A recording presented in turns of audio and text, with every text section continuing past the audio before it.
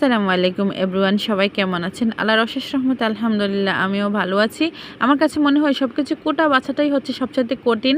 রান্না করা তো তেমন একটা কঠিন না। তো যাই হোক, হাতে মাখিয়ে হচ্ছে কই মাছ দিয়ে এবং মিষ্টি কুমড়া দিয়ে হচ্ছে একটা হাতে মাখিয়ে চচ্চড়ি রান্না আপনাদের মাঝে একটু শেয়ার করব। এখানে হচ্ছে পেঁয়াজ কুচি নিয়ে নিয়েছি, তারপর হচ্ছে কাঁচামরিচ, আর হচ্ছে এখন লবণ দিয়ে দিব, তারপর হচ্ছে হলুদ দিয়ে দিব, একটু হচ্ছে ধনিয়া গুঁড়া দিয়ে তেল দিয়ে হাতে মাখিয়ে নিব। হাতে মাখিয়ে চচ্চড়ি। আর হচ্ছে এই মাছগুলো হচ্ছে কই মাছ। তো অনেক প্রকার মাছই হচ্ছে আমার আম্মা এনেছিল, আমি হচ্ছে ভিডিও করতে ভুলে গিয়েছি।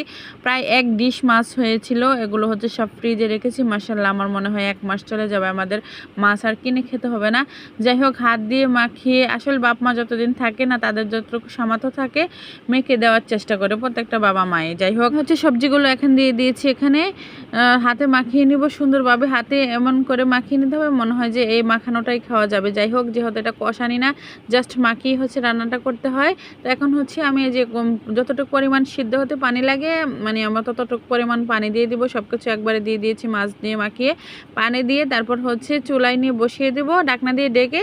একদম হচ্ছে পানি যখন শুকিয়ে যাবে তারপর হচ্ছে নামিয়ে নেব। এটা হচ্ছে হাতে মাখিয়ে চচ্চড়ি। কম মশলাই হচ্ছে যাদের কম মশলাই ঝটপট এবং হচ্ছে মজাদার একটা রান্না। চচ্চড়ি রান্নাটা আমার হয়ে যাবে। তো আজকের রান্নাটি দেখে আপনাদের যদি ভালো লাগে তাহলে আমার পাশে থাকবেন এবং লাইক কমেন্ট শেয়ার করবেন।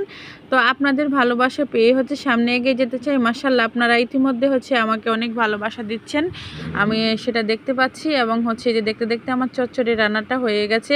মাশাআল্লাহ, চচ্চড়িটা খেতে কিন্তু খুবই টেস্ট হয়েছিল। এই জন্য হচ্ছে আমি আপনাদের মাঝে শেয়ার করলাম। তো ভালো থাকবেন সবাই, আল্লাহ হাফেজ।